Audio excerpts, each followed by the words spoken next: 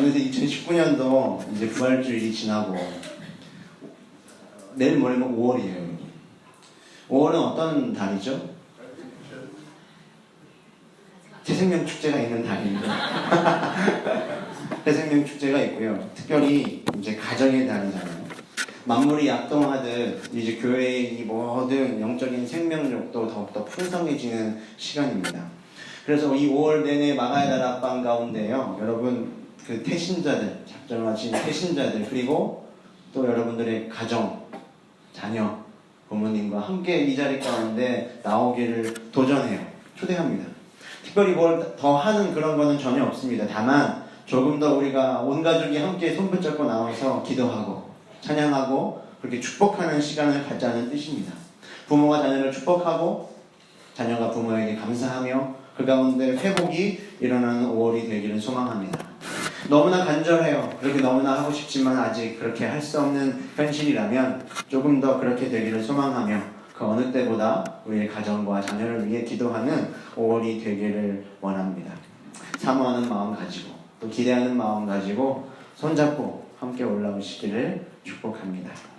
우리는 지난주에 하나님을 아는 지식이 있어야 한다라고 이야기했습니다. 우리의 인생뿐만 아니라 호세아의 전반적인 흐름 가운데 있는 것은 하나님께서 우리를 축복하실 때도 있고 하나님께서 우리를 분노하시고 심판하실 때도 있고 위로하실 때도 있고 또 저주하실 때도 있지만 그 모든 상황과 뛰어넘는 한 가지, 그 가운데 담겨있는 하나님의 본심, 하나님이 어떤 분인지를 우리가 알아야 한다라고 이야기했습니다. 모든 인간은 여러분 상황과 조건 때문에 깨지고 무너지고 좌절하지 않아요. 성경이 말하는 것처럼 내 백성은 지식이 없어서 망한다라고 이야기하고 있습니다. 우리가 하나님을 똑바로 알 때 우리의 인생은 넘어지지 않습니다. 축복의 때든 저주의 때든 하나님이 어떤 분이신지, 위대하신 주님이신지, 인자하신 주님인 걸 우리가 안다면 우리의 인생은 결코 절망이 아닐 거예요. 우리가 하지만 하나님을 똑바로 알지 못할 때 그 결론은 안타까움일 수밖에 없다는 거죠. 호세아서는 전체가 여러분 두 부분으로 나누어집니다. 우리가 봤던 1장부터 3장까지 그리고 4장부터 14장으로 크게 나누어질 수 있는데요. 1장부터 3장에는 이 호세아와 고멜, 이 개인과 이 가정을 통한 하나님의 경고의 메시지가 담겨 있는가 하면 4장부터 14장에 이르는 끝까지는 이 직접적인 하나님의 심판과 고발이 담겨져 있습니다.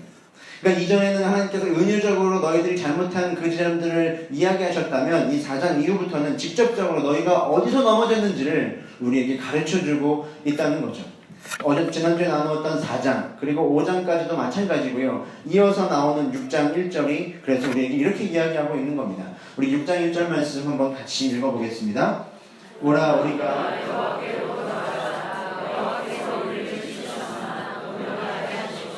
우리를 치셨으나 싸매어 주실 것이니라. 아멘. 너무나 유명한 말씀이죠. 오라 우리가 여호와께로 돌아가자. 이스라엘의 그 패역한 모든 상태를 고발하고 그 자리에서 돌이키라. 성경이 이야기하고 있어요. 여러분 돌아가자. 회개하라. 이거는요. 모든 선지서와 이 호세아의 가장 큰 주제입니다.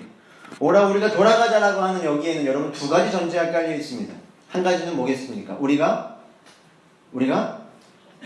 잘못되어 있다는 것이죠. 그리고 두 번째는 뭐겠습니까? 하나님이 우리를 기다리고 계시다는 거예요. 룻기 1장을 보면 나오미가 베들레헴 그 자신이 거주하고 있는 땅에 흉년이 들어서 그 흉년을 잠깐 피해보고자 이방 땅으로 건너갑니다. 이방 땅으로 건너가요. 하나님의 약속의 땅을 벗어나는 겁니다. 고난 잠깐 피해보겠다고, 내 배에 잠깐 채워보겠다고 그 약속의 땅을 떠나요. 떠났던 그 결과가 뭡니까? 아들이 죽고 남편이 죽고 다 이랬습니다. 그때 깨닫게 되는 거예요. 아, 내가 궤도를 이탈했구나. 내가 잘못됐구나. 그래서 하나 남은 며느리의 손을 붙잡고 다시 하나님의 나라로 돌아오게 돼요. 그리고 나서 하나님은 그 가정을 통해서 회복을 이끌어 가시죠. 여러분 돌아가기 위해서는 먼저 우리가 어디서 잘못됐는지를 알아야 돌아갈 수 있어요. 내가 어디서 넘어졌고 내가 지금 빛 가운데 있는지 어둠 가운데 있는지 내가 지금 내 영이 잠들어 있는지 깨어 있는지를 알아야 여러분 돌아갈 수 있다는 거예요. 그런데 이것이 참 쉽지가 않습니다. 내가 어떤 상태인지를 아는 게 어려워요. 인간이 참 죄성으로 가득해서 이 눈에 보이는 현실에는 쉽게 공감하고 이해하는데요. 이 영적인 세계에 너무나 무지합니다. 뭐 경제가 어렵다거나 관계가 어렵다거나 뭐 취업이 안 된다거나 이런 것들에는 쉽게 공감하고 너무나 어렵다라고 말을 하지만 내 영이 완전히 죽어있는 그 현실에는 무감하다는 거예요. 눈에 보이는 현실이 여러분 잘 되고 있으면 더군다나 이것을 깨닫는 것이 참 쉽지가 않습니다. 우리가 계속해서 살펴봤듯이 지금 이스라엘의 상태는 너무나 번영이었어요. 잘 되고 있었습니다. 경제도 발달했고 교육 수준도 높고 정치도 너무나 잘해서 나라가 부강해지고 있었어요. 어디를 돌아봐도 지금 문제가 되는 것이 하나도 없어 보였다는 겁니다. 그런데 실제로는 그 내면은 지금 망하기 일보 직전이었다는 거예요. 도덕적으로는 완전히 타락해져 있고 부패한 관료들은 부정과 비리를 일삼고 부자들은 높은 임대와 고리대금으로 가난한 사람들의 고요를 착취하고 뿐만 아니라 이방 나라에서 수많은 우상들을 다 데리고 와서 거짓된 것들을 섬기는 때가 바로 이때였습니다. 그럼 어디서 많이 보던 이야기 아닌가요? 우리가 살아가고 있는 지금 현실과 크게 다를 바가 없어요. 근데 이 무지한 이스라엘 백성들은 눈에 보이는 것만 보면서 다 잘 되고 있구나, 내 배가 부르구나, 그 사실을 보며 지금 착각하다가 결국에 나라가 멸망하는 비참한 역사를 경험하게 된 거예요. 4장 7절 말씀을 보면 그래서 이런 말씀이 나왔잖아요. 그들은 번성할수록 내게 범죄하니 내가 그들의 영화를 변하여 욕이 되게 하리라. 여러분 죄를 지으면서도요 번성할 수 있습니다. 정말 무서운 이야기예요. 하나님을 멀리 떠나도요 내 인생이 잘 될 수 있다는 거예요. 영적으로 한없이 무너져 있어도 사업이 잘 될 수 있고 좋은 대학에 들어갈 수 있고 주변 사람들이 다 부러워하는 높은 지위에 내가 하나님과의 관계가 완전히 무너져 있음에도 불구하고 될 수 있다는 거예요. 여러분 내가 하나님과의 관계가 다 깨어져 있는데도 불구하고 하나님께 봉사할 수 있다니까요. 하나님께 예배드릴 수 있다는 거예요. 누구에게도 말할 수 없는 죄를 다 지어가면서도 설교할 수 있고 앞에 나가 찬양할 수 있고 교사로 섬기고 예배할 수 있다는 거예요. 여러분 그렇게 지금 내가 내 인생이 지금 부유하고 번성하고 잘 되어가고 있고 모두가 뭐 잘하고 있어라고 말할 때 여러분 방심하면 안 되는 거죠. 내가 정말로 영적으로 하나님 앞에 오라 여호와께 돌아가야 할 부분은 없는지 우리가 날마다 점검해야 한다는 겁니다.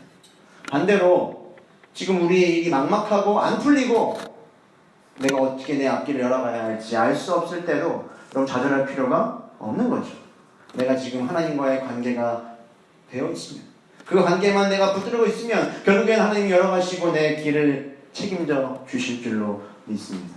중요한 건 그렇기에 날마다 내 눈을 열어 영안을 열어 하나님께로 돌아가는 것입니다. 자 그렇다면 이제 우리가 문제가 있고 내가 돌이켜야 한다는 사실을 깨달았으면요 여러분 중요한 것은 방향을 잘 잡는 거예요. 내가 어디로 가야 하는지 내가 원하는 대로 내가 하고 싶은 대로 여호와께 돌아가는 것이 아니라 하나님이 정말로 원하시는 것이 뭔지를 우리가 알아야 한다는 거예요. 이스라엘 백성들 여러분 잘못을 저지르면서 끊임없이 하나님 여호와께 돌아가긴 했습니다. 그것이 5장 6절 말씀에 이렇게 나와요. 우리 한번 같이 읽어볼까요? 그들이 양떼와 소떼를 끌고 그들에게서 떠나셨습니다. 아멘. 그들이 양떼와 소떼를 끌고 지금 제사를 드리려고 하나님을 찾아갔어요. 근데 뭐예요? 하나님을 만나지 못했어요. 이미 그분은 떠나셨어요. 하나님이 원하시는 것은 그들이 가져오는 소와 양이 아니었어요. 그렇다면 하나님이 원하시는 게 뭔가? 오늘 말씀 6절이 그것을 우리에게 가르쳐주고 있는 거죠. 다시 한번 함께 같이 읽겠습니다. 나는 인애를 원하고 제사를 원하지 아니하며 번제보다 하나님을 아는 것을 원하노라. 하나님이 뭘 원하신다고 말씀하십니까? 제사가 아니라 인애를 원한다. 여기서 말하는 인애는 우리가 계속해서 살펴봤던 그 원어로 헤세드를 이야기합니다. 직역하면요 여러분 인애보다는요 사랑이라고 번역하는 편이 보다 정확해요. 근데 이 헤세드에는 두 가지 이중적인 의미가 있습니다. 이 헤세드라는 것이 위에서 아래로 내려올 때 성경은 그것을 은혜 혹은 사랑이라고 번역을 합니다. 하지만 반대로 이 은혜에 감격하고 사랑으로 충만해서 반대로 아래에서 이 위로 이 헤세드가 올라갈 때 성경은 그것을 로열티, 충성이라고 번역을 해요. 하나님께서 우리가 돌아와서 하나님께 돌아와서 우리가 드리는 그것들 여러분 그것은 제사가 아니라 바로 이 사랑이고 충성이에요. 하나님의 은혜로 감격하여 충성하여 하나님께 올려드릴 때 하나님이 그것을 받으시고 나는 내 마음을 받기를 원한다. 내 마음을 다오 라고 말씀하신다는 겁니다. 우리가 다 하나님의 형상으로 지음받았잖아요. 하나님께서 우리를 하나님의 형상으로 지으시면서 우리가 인격적인 교제를 누리기를 원하셨어요. 기계적으로 반복하는 행위가 아니라 그 행위에 담겨있는 마음을 우리가 하나님께 바치기를 바라셨다는 거예요. 여러분 오해하지 말 것은 하나님께서 제사와 헌신과 봉사와 예배를 싫어하신다는 뜻이 아니에요. 마음이 담긴 제사, 사랑으로 하는 봉사, 충성으로 드리는 예배를 받기를 원하신다는 겁니다. 그래서 십자가를 질 수 있나 여러분 찬양 다 아시죠? 찬양의 가사가 어떻죠? 십자가를 질 수 있나 주가 물어보실 때 죽기까지 따르오리 성도 대답하셨다. 우리의 심령 주의 것이니 주님의 형상 만드소서.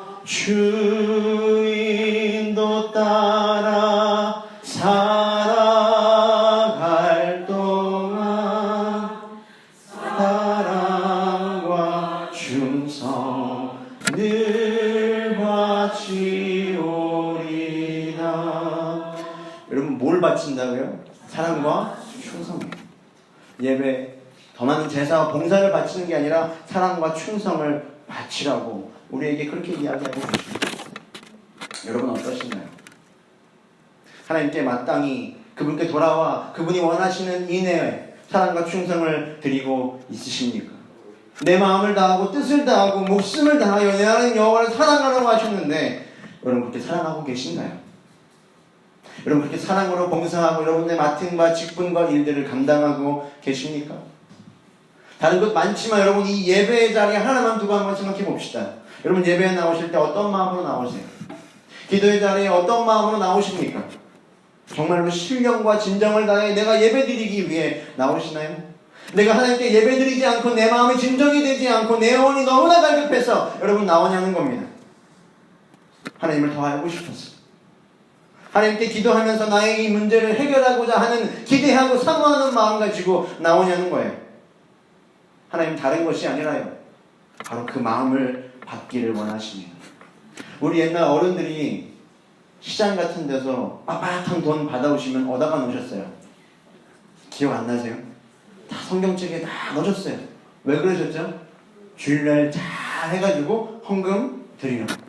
심지어는 다리로 막 지폐를 다리시는 분들도 많이 봤어요.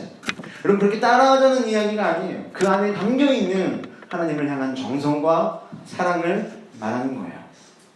많은 성도분들 이 저녁에 올라오실 때 너무나 분주하게 올라오시겠죠. 저녁도 제대로 못 먹고 올라오실 거예요. 근데 특별히 우리 직장에서 부랴부랴 일 끝나자마자 달려오는 청년들이 있거든요. 그 사람들이 그 친구들이요 여러분 너무나 귀하잖아요. 근데 예배 자리에 늦어요. 기도가 막 시작될 때 오기도 합니다. 근데 여러분 저는요 그들이 기도가 예배에 늦었다고 생각하진 않습니다. 왜요? 그들이 모든 것들 그 어려움들을 뛰어넘어서 하나님께 기도하러 오기로 결단하는 그 순간부터 여러분 예배는 이미 시작이에요. 예배는 이미 드려지고 있는 겁니다. 땀을 뻘뻘 흘리며 들어오는 그 순간에 그는 이미 하나님께 최고의 예배를 드리고 있는 거예요. 하나님 그 마음을 보시거든요. 하나님 우리의 인내를 원하십니다. 그런데 우리가 늘 하나님께 이 최고의 사랑과 마음을 드리면 좋은데 우리는 그렇지 못할 때가 참 많아요. 4절 말씀을 보면 이스라엘도 그랬고 하나님도 그것을 알고 계셨던 것 같아요. 다시 한번 같이 읽어볼까요? 에브라임아 내가 내게 어떻게 하랴 유다야 내가 내게 어떻게 하랴 너희의 인애가 아침 구름이나 쉬 없어지는 이슬 같다. 하나님께 마땅히 드려야 할 우리의 인애가 뭐라고 이야기해요? 아침 구름이나 쉬 없어지는 이슬 같아요. 아침 나절도 견디지 못하는 우리의 인애와 우리의 사랑이라는 거예요. 조금만 어려움이 생기면 하나님을 향한 마음 잊어버리고 조금만 더 매혹적인 대상이 생기면 하나님을 향한 마음을 금방 잊어버리는 우리의 부족한 마음인 거죠. 그래서 우리는 날마다 내 마음을 지키며 마땅히 내 인애를 바쳐야 할 그분에게 내가 사랑과 충성을 바치고 있는지를 점검해야 할 필요가 있어요. 여러분, 그 점검하는 방법과 비법이 있습니다. 비결이 있어요. 궁금하지 않으세요? 억지로 궁금하다고 궁금한 바로 그 비결. 여러분, 그것은 내가 하나님께 놀라운 은혜를 받고 내가 하나님께 충성으로 보답하고 있는지, 그것은 이런 필연적으로 그 인해는 옆으로 흘러가게 되어 있어요. 내가 하나님의 사랑을 누리고 충성으로 반응하는 놀라운 능력과 에너지가 그 가운데 나타나게 된다는 거예요. 호세아 1장 3장이 그걸 우리에게 가르쳐주지 않았습니까? 하나님의 놀라운 사랑을 받아서 호세아가 정말 어떻게 사랑할 수 없는 그 여인을 사랑하게 되는 그 일, 자기를 떠났던 여인 다시 사랑해서 데려오라고 하는 그 일, 용서하라고 하는 그 일, 하나님의 사랑을 힘입고 그 사랑에 반응하며 해나가는 그 모습이라는 거예요. 3장 1절에 그래서 이런 말씀 나왔잖아요. 여호와께서 내게 이르시되 이스라엘 자손이 다른 신을 섬기고 건포도 과자를 즐길지라도 여호와가 그들을 사랑하나니 너는 또 가서 타인의 사랑을 받아 음녀가 된 그 여자를 사랑하라 하시기로. 사랑할 수 없는 그 사람, 왜 사랑해야 합니까? 여호와가 그들을 사랑하니 용서하고 품으라는 거예요. 여러분, 우리는 고멜을 사랑할 수 없지요. 다만 고멜과 같은 나를 먼저 용서하시고 사랑하시고 품어주신 그 위로부터의 헤세드가 우리에게 내려올 때, 그것이 우리에게 항상 있을 때 우리는 고멜을 사랑하고 용서할 수 있는 거예요. 여러분의 삶 가운데 이 수평적인 인애가 있습니까? 내가 누군가 사랑할 수 없어서 마음에 성령의 탄식으로 안타까워함이 여러분들의 마음에 있냐는 거예요. 그럼 그 마음이 여러분들에게 있다면 여러분들은 이 하나님의 사랑과 충성에 가까운 사람이에요. 그런데 오늘날 눈을 씻고 찾아봐도요, 어디를 돌아봐도, 심지어 교회를 봐도 이 고멜을 사랑하고자 하는 인애를 쉽게 찾아볼 수가 없어요. 목사든 장로든 권사든 집사든 상관없이 그렇게 매일 예배를 드려도 고멜은커녕 작은 일 하나 참아주지 못하는 것이 우리들의 모습이에요. 고멜까지 품는 것은 바라지도 않아요. 내 마음에 있는 스며드는 그 작은 섭섭함 하나를 우리는 해결하지를 못해요. 다른 누구를 하는 두고 이야기하는 게 아니라 저를 두고 하는 이야기예요. 정말 아무것도 아닌 일들과 말 하나 때문에 우리는 서로를 등지고 험담하고 마음이 무너지고 깨지고, 그러면서도 겉으로는 아무렇지도 않은 척 그렇게 살아가잖아요. 그러면서도 조금도 마음에 불편함이 없는, 느끼지도 못하고 먼저 용서할 생각도 하지 못하는 것이 우리의 현실이에요. 이런 질문할 수도 있을 것 같아요. 제가 왜 손해를 봐야 하죠? 내가 왜 먼저 손을 내밀어야 하죠? 내가 왜 먼저 용서를 빌어야 되죠? 내가 잘못한 일이 없는데요. 그렇죠. 우리는 그런 잘못한 일이 없어요. 하지만 정말 할 수 없고 내가 하고 싶지 않은 그 일, 손해보는 그 일이 바로 여러분 우리가 해야 할 일이에요. 예수님의 장례를 치르러 무덤에 갔던 여인들, 여러분 그 여인들 한번 생각해봐요. 온 나라의 반역자로 극악한 죄인으로 낙인 찍혀 돌아가신 예수님을 품고 섬기다가 그들은 그들의 인생에 손해를 볼 수 있었습니다. 위험을 감수해야 돼요. 그러나 여인들은 그 모든 위험과 손해를 감수했어요. 예수님을 그리고 따랐습니다. 왜? 그들은 은혜를 받은 사람이었기 때문에, 그들은 사랑받은 존재였기 때문에 그 손해를, 그 위험을 은혜와 충성으로 감당하고 반응하며 살아갈 수 있었던 겁니다. 사랑하는 여러분, 우리가 주님께 받은 이 인애로 당장 고멜을 사랑하는 지경까지 이룰 수는 없겠죠.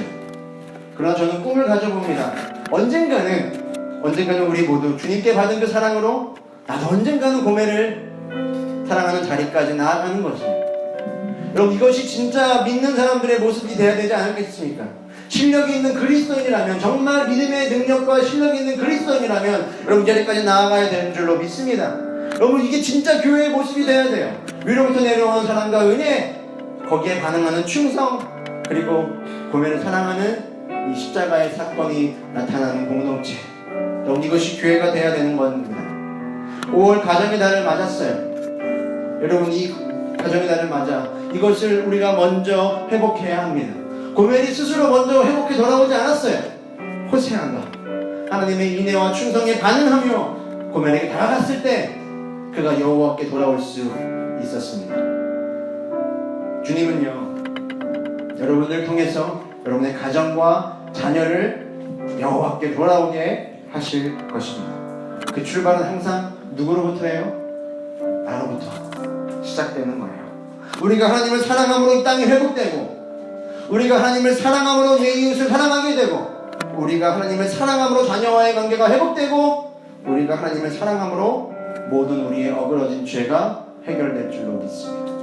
여러분, 이 시간 우리가 마음으로 찬양하고 기도할 텐데 여러분 그냥 감동받고 끝나지 않았으면 좋겠어요. 이 시간 여러분 정말 온 마음을 다해 결단했으면 좋겠습니다. 눈물 한번 흘리고 기도하고 끝나는 그런 게 아니라 하나님, 내가 정말로 고멜을 사랑하는 그 자리까지 내가 나아가고 싶습니다. 내가 그것이 내 인생의 목표가 되겠습니다. 여러분 이 결단하시기를 바랍니다. 찬양하면서 함께 고백하겠습니다.